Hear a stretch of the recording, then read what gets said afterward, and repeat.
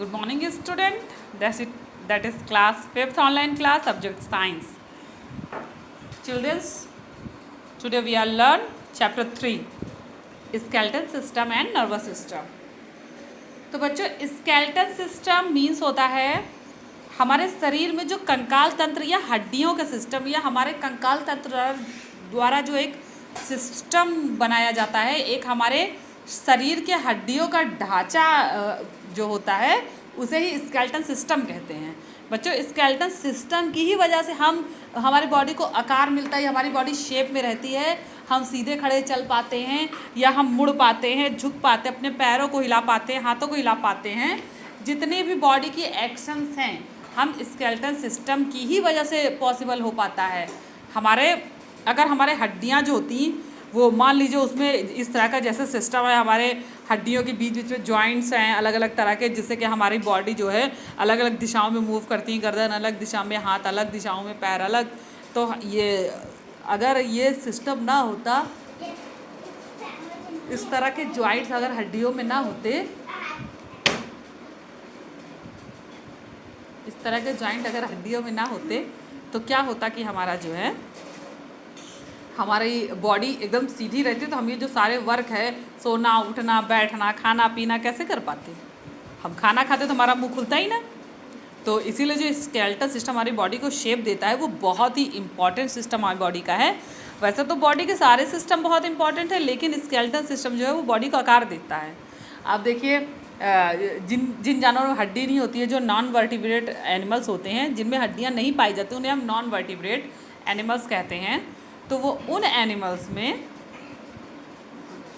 उनकी बॉडी का कोई शेप ही नहीं होता। उनको चाहे जैसे मोड़ लीजिए आप, चाहे जैसे आप उनको मोड़ के इधर उधर कुछ भी कर सकते हैं, तो क्या होता है कि उनमें नर्वस सिस्टम भी नहीं हो पाता है। क्योंकि जब हमारी बॉडी को एक शेप मिलेगा, कहने का मतलब है जैसे हमारी बॉडी का देखिए ये शेप है, तो ये पूरी हड्डियों का एक ढांचा है जिसमें हमारे मेन ऑर्गन हार्ट है, लंग्स हैं, ये सभी क्या है, एक रिब केज, एक पिंजड़े जैसा जो रिब केज है उसके अंदर सुरक्षित रहते हैं।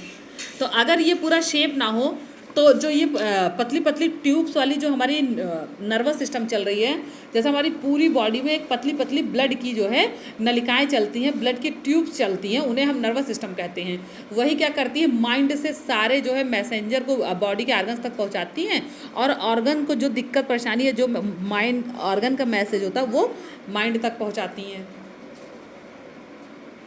तो बच्चों, अगर स्केलेटल सिस्टम ना हो तो नर्वस सिस्टम कहाँ ओवरलैप करेगी। नर्वस सिस्टम स्केलेटल सिस्टम के सहारे ही पूरी बॉडी में कवर करती, पूरी बॉडी में फैली रहती हैं। अगर स्केलेटल सिस्टम ना होता तो वो बॉडी में एक जगह इकट्ठा रहती। तो स्केलेटल सिस्टम हमारी बॉडी को शेप देता है, जो कि बहुत इंपॉर्टेंट है, और नर्वस सिस्टम जो है नर्वस सिस्टम को सहारा देता है। तो चलिए अब let get started chapter. Look at the picture given below and fill the blanks with the help of words in the box. तो बच्चों, ये देखिए फिगर बना है एक, I am unable to run and stretch using the, अब ये बताइए, I am able to run and straight using the, मैं योग्य हो सका हूँ, दौड़ने के योग्य हो सका हूँ अपने कौन से अंग द्वारा हम दौड़ते हैं, या स्ट्रेट सीधे होते अपने कौन से अंगों द्वारा।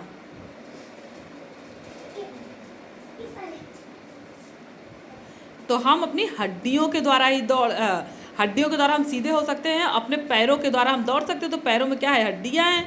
तो यानी हम using the foot and bone in my body.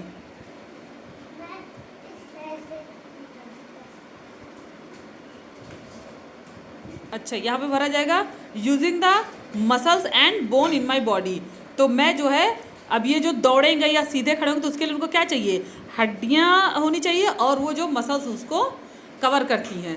तो I am able to run and straight using the bones and muscles in my body. अब देखिए, I am able to think and solve some using my, अब हम solve को सम करने का हम body का कौन सा पार्ट यूज़ करते हैं, हम अपने ब्रेन को यूज़ करते हैं। तो यहाँ पे हम भरेंगे ब्रेन, देखिए ऊपर आ दिया हुआ है ब्रेन, मसल्स और बोन्स। ठीक है, तो सभी बच्चे उसको भर लेंगे। अब बात करते हैं नीचे, all the bones in our body are part of skeletal system. तो हमारे शरीर में जितनी भी हड्डियां हैं चाहे वो हमारे टो की लिटिल फिंगर की हड्डी हो, या हमारे पाम की लिटिल फिंगर की हड्डी हो, या हमारे कान की हड्डी जो कि सबसे छोटी, हमारे ईयर में जो एक हड्डी होती है वो सबसे छोटी हड्डी होती है, या हमारे जो थाई बोन है, फीमर हड्डी, वो सबसे बॉडी की सबसे बड़ी हड्डी होती है। तो चाहे छोटी हो चाहे बड़ी, सारी हड्डी जो है हमारे स्केलेटल सिस्टम से बिलोंग करती है। We use our brain to think, read, write, और हमारा जो मस्तिष्क है, जो हमारे सर में हमारा दिमाग होता है, उससे हम लिखने पढ़ने का काम करते हैं। और the brain is part of our nervous system. जो ब्रेन है वो नर्वस सिस्टम को कंट्रोल करता है। ब्रेन नर्वस सिस्टम का पार्ट होता है। वैसे तो ब्रेन पूरी बॉडी को कंट्रोल करता है, लेकिन ये पार्ट जो होता है वो नर्वस सिस्टम का होता है। तो in this chapter we will learn more about the skeletal system and nervous system के बारे में हम इसमें पढ़ेंगे। तो सबसे पहले हम स्केलेटल सिस्टम की बात करें। अभी हमने बताया आपको कि स्केलेटल सिस्टम क्या है। हमारी बॉडी के हड्डियों का ढांचा है। ये देखिए, the skeletal system consist of bones and cartilage. तो ये हड्डियों और कार्टिलेज का बना होता है। बोन्स का और कार्टिलेज, जो स्केलेटल सिस्टम वो हड्डियों को, इसे हम हड्डियों का ढांचा भी कह सकते हैं। तो स्केलेटल सिस्टम बोन्स और कार्टिलेज का बना होता है। और हमारे बॉडी में there are 206 bone in humans body. तो मानव के शरीर में 206 हड्डियाँ होती हैं, लेकिन जो एक ह्यूमन बेबी होता है, एक न्यू बॉर्न बेबी होता है, उसके शरीर में 300 हड्डी होती है। लेकिन जैसे जैसे वो बड़ा होता है तो वो हड्डियाँ आपस में जॉइंट होकर एक हड्डी बनती है, और इस तरह से हमारे ह्यूमन बॉडी में, एक एडल्ट ह्यूमन बॉडी में 206 हड्डियाँ होती हैं। The frame of bones is called skeletal system. तो जो हड्डियाँ जो है, ये बॉडी का जो फ्रेम बनाती हैं, उसे ही हम स्केलेटल सिस्टम कहते हैं, या हड्डियों के ढांचा को स्केलेटल सिस्टम कहते हैं। अब देखिए स्केलेटल सिस्टम के क्या क्या फंक्शंस हैं। तो सबसे पहला function, it protect the soft internal organ of our body. ये क्या करता है, जो शरीर के मुलायम अंग हैं उनको क्या करता है, प्रोटेक्ट करता है, उनकी रक्षा करता है। अब जो मुलायम अंग है या साफ अंग है, नाजुक अंग है, उनको क्या होगा, मान लीजिए बॉडी है, कहीं गिर गए हम लोग, कहीं कूदे या कहीं दीवार से लड़ गए, कहीं से लड़ भिड़ गए, तो क्या होगा, जो नॉर्मल मुलायम ऑर्गन है वो क्या होंगे, उनको नुकसान पहुँच सकता है। तो हमारे जो रिब केज है, जैसे हमने बात की, ये जो हमारे जो सबसे मुलायम या सबसे नाजुक और सबसे कीमती अंग होंगे, हमारा हार्ट है, हमारे लंग्स हैं, और हमारा नेफ्रॉन, या हमारा जितने भी स्टमक के ऑर्गन है, हमारे जितने हार्ट हुए, हार्ट तो सबसे प्रीसियस ऑर्गन है। अगर हार्ट बीट रुकी तो जो बॉडी है वो डेड हो जाएगी, वो जिंदा ही नहीं रहेगी। तो जो हमारे कीमती अंग है या नाजुक अंग है या बहुत मुलायम अंग है, वो क्या होता है, ये देखिए, आपको ये रिब केज दिख रहा है, एक पिंजड़े जैसी संरचना दिख रही है सबको।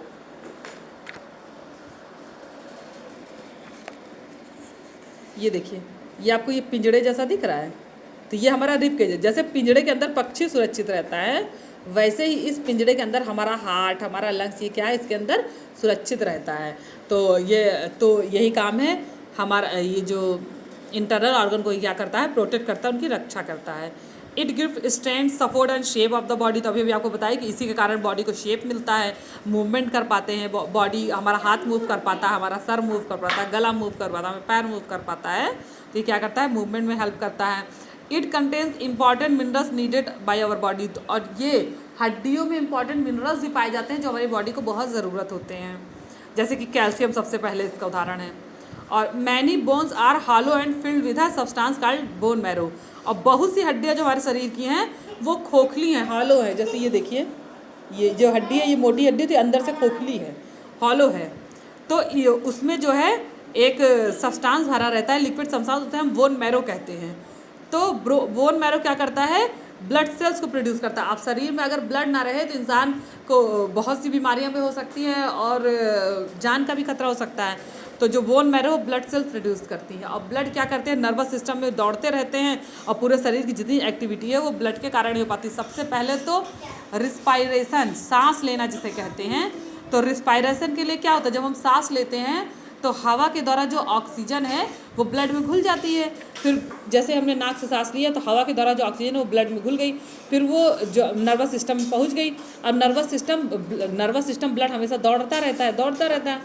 तो ऑक्सीजन जो ब्लड में घुली तो वो सारे आर्गन द्वारा जो है, जब ब्लड आर्गन में पहुंचती तो सारे आर्गन द्वारा ऑक्सीजन ले लिया जाता है और कार्बन डाइऑक्साइड वापस कर दिया जाता है, जो वापस नर्वस सिस्टम जा रहे ऊपर नोजल नोजल पॉइंट द्वारा जो है वो कार्बन डाइऑक्साइड एटमॉस्फेयर में बाहर हो जाता है। तो ब्लड सेल्स बहुत ही ज़्यादा जरूरी है। तो जो हड्डियों के बीच में बोन मैरो भरा होता है वो ब्लड सेल्स बनाते हैं। ठीक है, उसके बाद जो हमारे स्केलेटल सिस्टम का जो मेन पार्ट है हमारी बैक बोन है, रीढ़ की हड्डी है। इसी की वजह से हम सीधे खड़े रह पाते हैं, चल पाते हैं। तो हमारा जो इम्पॉर्टेंट जो हमारा स्केलेटल सिस्टम का इंपॉर्टेंट पार्ट है वो हमारा सबसे पहले स्कल है, जो ब्रेन को प्रोटेक्ट करता है। हमारा बैक बोन है जो शरीर को सीधा रखता है। हमारा रिब केज जो हमारे अभी हार्ट वगैरह को प्रोटेक्ट करता है। और लिम्स है, लिम्स जो हमारी बॉडी का वेट सहन करते हैं। ठीक, तो द स्कल सबसे पहले स्कल की बात करेंगे। तो स्कल जो होता है ये देखिए, हमारी खोपड़ी की हड्डी को स्कल कहते हैं। ठीक है, इस स्कल में ये जो हमारे सर का है तो इसमें क्या होता है, हमारा यहाँ पे ब्रेन सुरक्षित रहता है, हमारी आइज़ जो है स्कल के अंदर सुरक्षित रहती हैं। उसके बाद हमारे जॉस, ये हमारे जो तीत भी कैल्शियम बने होते हैं, जो हड्डियों से मिले कैल्शियम से बनते हैं। उसके बाद इसके जो जॉज होते हैं जहाँ पे हमारे ये तीत फिक्स होते हैं। हमारे तीत जो है कहीं से बंधे नहीं होते, वो केवल जॉ में फंसे होते हैं। इसीलिए एक बार जो है सारे दांत टूट जाते हैं, या कोई जरा सा भी हैवी चोट लगने पर दांत टूट जाते हैं, क्योंकि ये जॉ में सिर्फ फंसे रहते हैं, धंसे रहते हैं।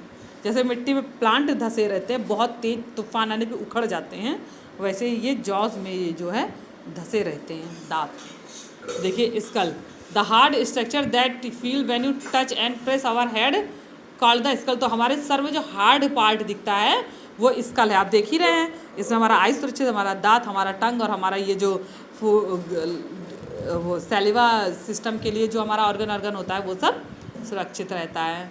तो ये हमारे ब्रेन को, यानी हमारे दिमाग को जो है प्रोटेक्ट करता है। तो बहुत ही ज़्यादा इंपॉर्टेंट हुआ ये। The skull has 22 bones. तो स्कल में कितने 22 बोन्स होती हैं। Is also has hole where the eyes. तो आइस जहाँ पे यहाँ छेद होता है, खाली होता है, जहाँ नोज है वहाँ पे खाली होता है, वहाँ पे ये सब नोज या आइस वाइस फिक्स रहती है। ईयर्स यहाँ पे भी खाली रहता है।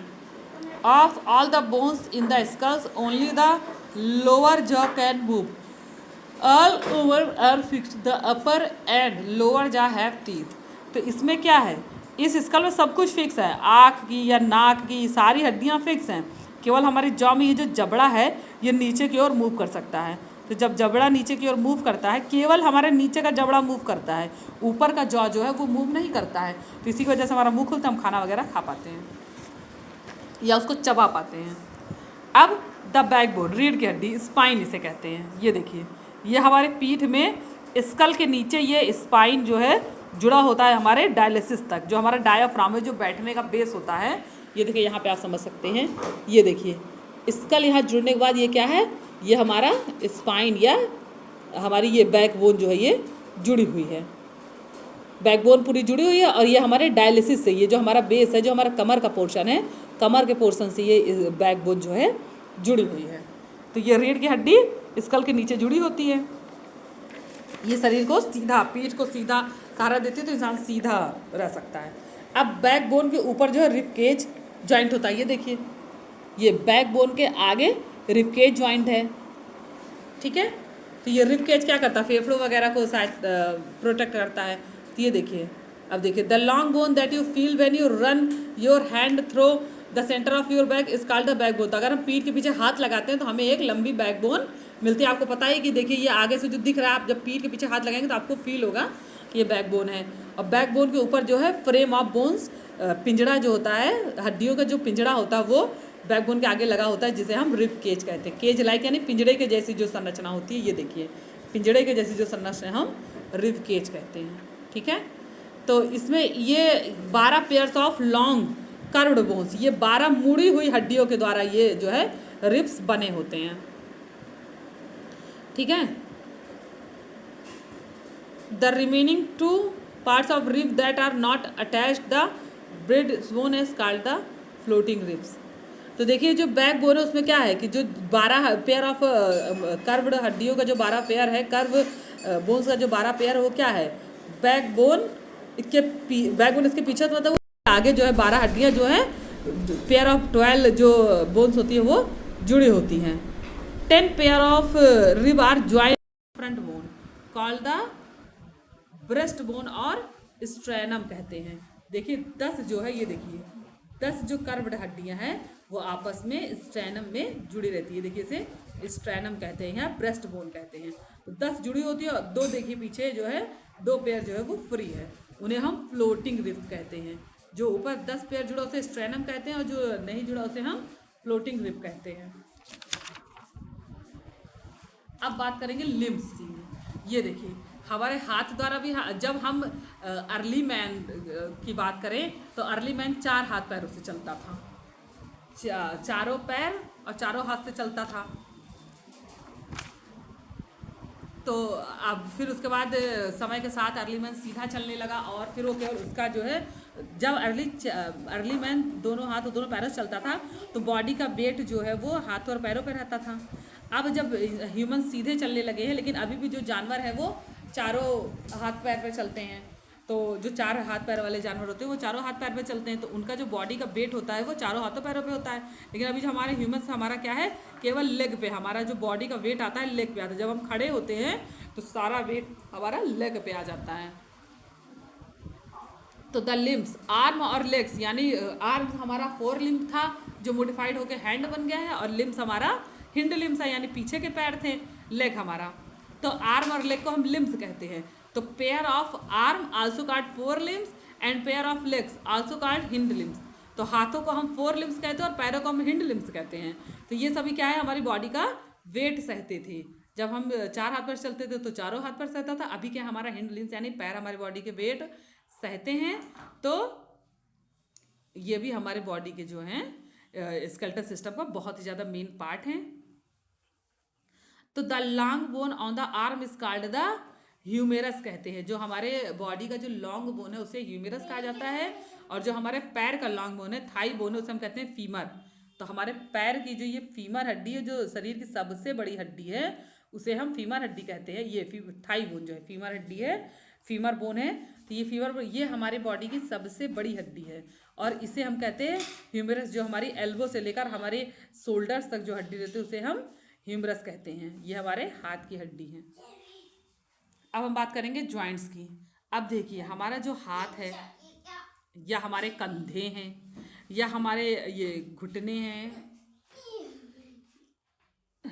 तो ये सब क्या हैं, ये जॉइंट्स है। देखिए यहाँ से बॉडी दोनों हड्डियाँ मूव करती हैं, हमारे हैंड से दोनों हड्डी मूव करती है, यानी कंधे से हमारा हाथ जो है वो मूव करता है। तो ये क्या है, जॉइंट के कारण। The place where 2 bones meet is called joint. जहाँ पे 2 हड्डियाँ मिलती हैं उसे हम जॉइंट कहते हैं। द सब्सटेंस और tissue that joint 2 bones hold together 2 bones is place is called ligament. तो ये जो फाइबर या वो सब्सटेंस जो इन हड्डियों को जोड़ता है उसे हम लिगामेंट्स कहते हैं। और ये जहाँ पे ये दोनों हड्डियाँ जुड़ती हैं उन्हें हम कहते हैं जॉइंट्स या जोड़, और जो इन हड्डियों को जोड़ने वाला सब्सटेंस को हम लिगामेंट्स कहते हैं। All the joints in our body are movable except the joint in skull. तो स्कल के जो जॉइंट हैं वो केवल मूव नहीं करते हैं, और उसके अलावा हमें जितने भी जॉइंट हैं हमारे हाथ के या पैर के वो मूव करते हैं। अब देखिए उन जॉइंट को क्या क्या कहते हैं। जैसे हमारे जो है 4 प्रकार के जॉइंट होते हैं, हमारी बॉडी में जो जॉइंट होते हैं वो 4 प्रकार के होते हैं। तो सबसे पहला जो हमारा जॉइंट है वो है बाल एंड सॉकेट जॉइंट। ये देखिए कंधे की जॉइंट, शोल्डर जॉइंट। जैसे हम अपने घरों में दरवाजों को देखते हैं कि दीवार से एक जो दरवाजा है वो आगे पीछे की ओर फिक्स कर दिया जाता है कब्जा लगा के, तो उसी तरह से हमारे शोल्डर से हमारा हैंड जो है उसी तरह से फिक्स होता है, आगे और पीछे की ओर हम मूव कर सकते हैं इधर उधर। तो इसे हम बाल एंड सॉकेट जॉइंट कहते हैं। इसका उदाहरण हम घर में देख सकते हैं दरवाजों का जॉइंट।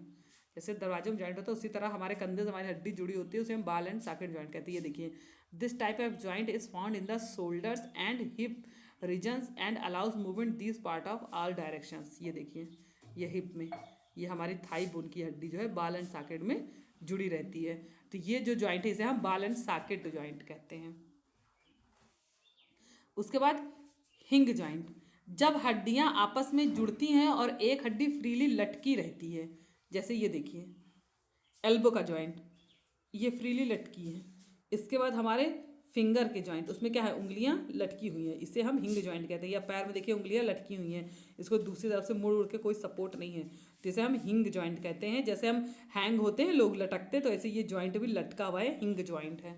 ठीक है, ये देखिए the type of joint is found in the elbows fingers knees and toes. ये हमारे हाथ के घुटने, पैर के घुटने और उंगलियों में पाया जाता है। ये क्या करता है, ये ओनली वन डायरेक्शन में मूव कर पाता है। For example you can bend your lower leg backwards, हम अपने पैर को पीछे की ओर मोड़ सकते हैं, आगे की ओर नहीं। अपनी हथेली को अंदर की ओर बंद कर सकते हैं, बाहर की ओर नहीं। ठीक है, तो इसे हम हिंग जॉइंट कहते हैं। अब पाइवोट जॉइंट, पाइवोट जॉइंट बेटा ये स्कल के बीच में पाया जाता है, स्कल और बैकबोन में। ये जैसे स्प्रिंग नहीं होता है, ये उस तरह का जॉइंट है। देखिए इस तरह से पाइवोट जॉइंट, इसमें आपका जो सर है थोड़ी दूर तक मूव करेगा, इतनी दूर तक कि जब ये आके हड्डी पर रुक ना जाए। जब ये सर हड्डी पर आके रुक जाता है बस, इससे ज़्यादा मूव नहीं कर पाता है, ना ये चारों तरफ मूव कर पाता है। और आगे की ओर जब झुकता है तो जितनी दूर आके ये हम अपने चिन को झुकाते हैं तो चिन जहाँ पे आके फिक्स होता है बस उतना ही ये स्कल बोन मूव कर पाता है,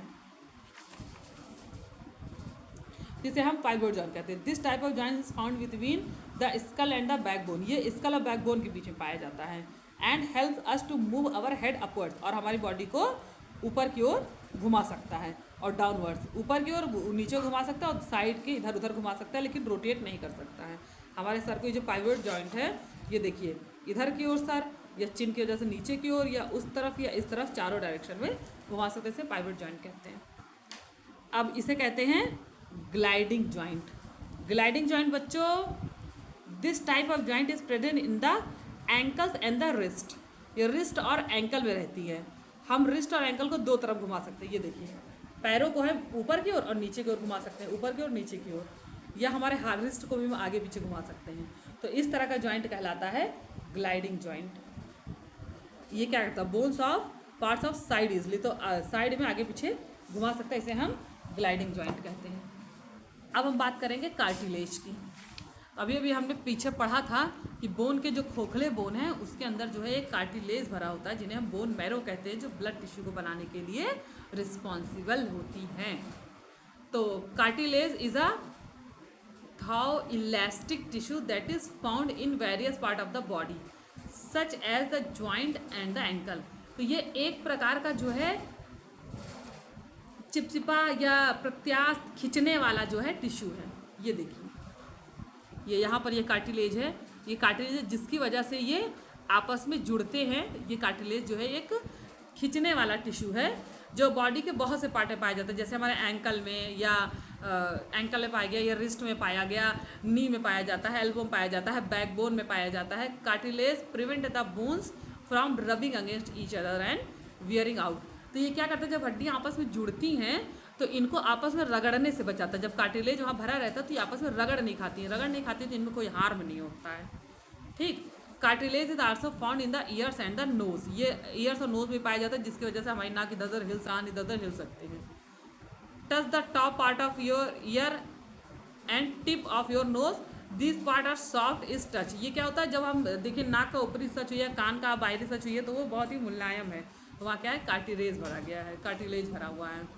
और bones and cartilage alone can not bring about movement. तो अगर बोन्स में कार्टिलेज ना हो तो वो मूव कर ही नहीं सकती, क्योंकि वो रगड़ खाएगी, उसमें हार्म होगा, टूट जाएगी, चल जाएगी। तो movement happens when bones and cartilage work together with muscles. तो मूवमेंट तभी संभव हो पाता है या पॉसिबल हो पाता है जब कार्टिलेज और बोन्स एक साथ काम करती हैं। ठीक है, अब हम मसल्स की बात करेंगे।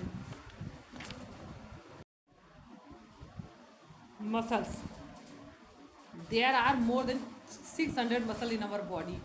हमारी बॉडी में 600 से भी ज़्यादा मसल्स हैं।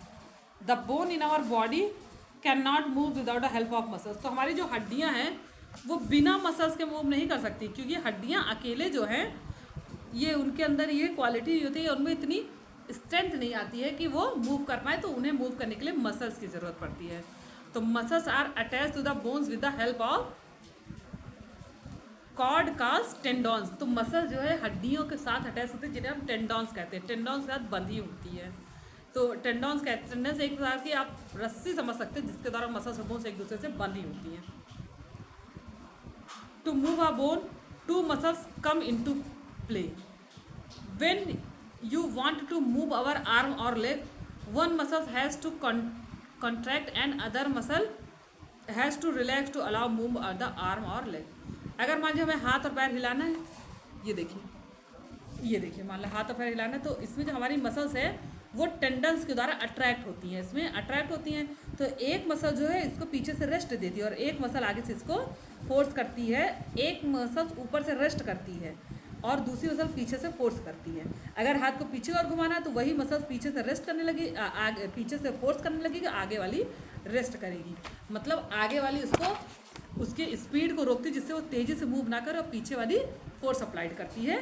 तो इन्हें हम टेंडॉन्स कहते हैं। यानी मसल जो है वो टेंडॉन्स के द्वारा जो है वो अट्रैक्ट होती हैं और अपना अपना रोल प्ले करती हैं।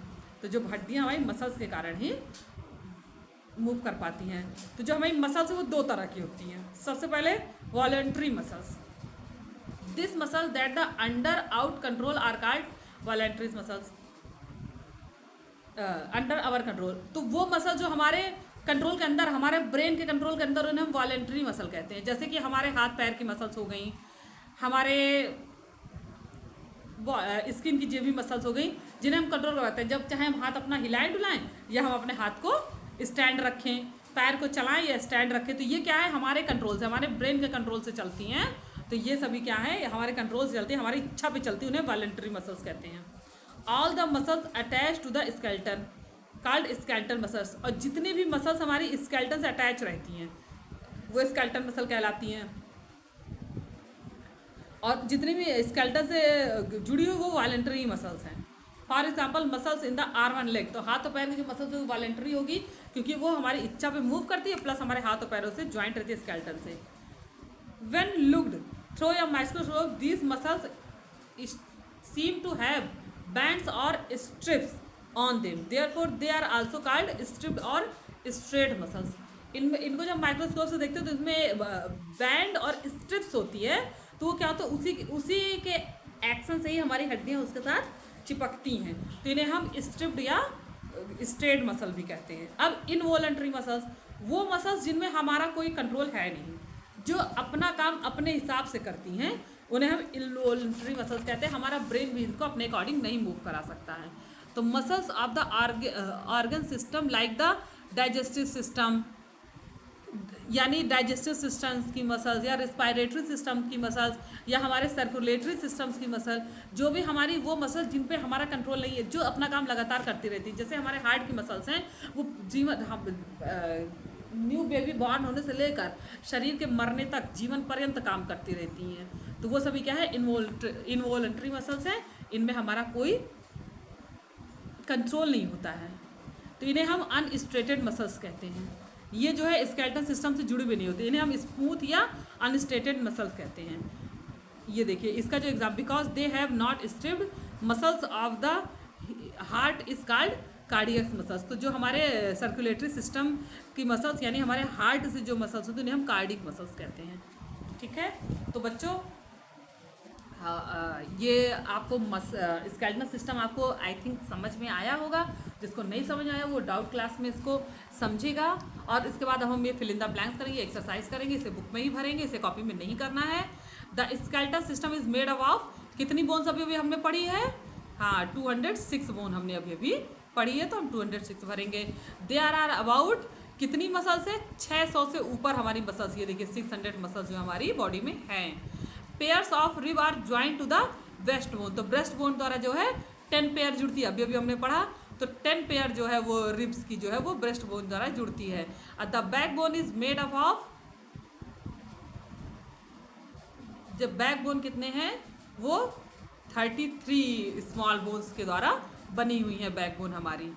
और is a the cord the contact the muscle to the bone, तो टेंडॉन्स जो है वो मसल्स को बोन से कांटेक्ट करती हैं, तो उसे हम यहाँ क्या भरेंगे, tendon. The joint in the allow movement in the all direction, तो ऑल डायरेक्शन में जो हमारा ज्वाइंट है वो हमारा केवल शोल्डर का ज्वाइंट है, वही हमारा जो है ऑल डायरेक्शन में मूव करता है, चारों तरफ मूव करता है, तो ये शोल्डर ज्वाइंट। और voluntary muscles are attach to the skeleton in the body, जो हमारा वॉलंटरी मसल्स है वो हमारे स्केलेटन से अटैच रहता है। तो इसको आप लोग भर लेंगे, इसको बुक में ही भरना है। अब आपका जो ये नर्वस सिस्टम आपको नेक्स्ट वीडियो में पढ़ाया जाएगा, इसके साथ आपको नोट्स दिया जाएगा, तो आप नोट्स और ये बुक में भर लेंगे और नोट्स जो है वो कॉपी में कर लेंगे। तो इतना काम अब आप करेंगे और अपने वर्क को पूरा करेंगे। जो भी आपका डाउट है उसे आप कल डाउट क्लास में पूरा करेंगे। डाउट क्लास में पूछेंगे तो सभी बच्चे डाउट क्लास ज़रूर ज्वाइन करेंगे। वीडियो अपलोड होने के दूसरे दिन डाउट क्लास होता है, टाइम के अकॉर्डिंग आप सभी ज्वाइन करेंगे। So good luck.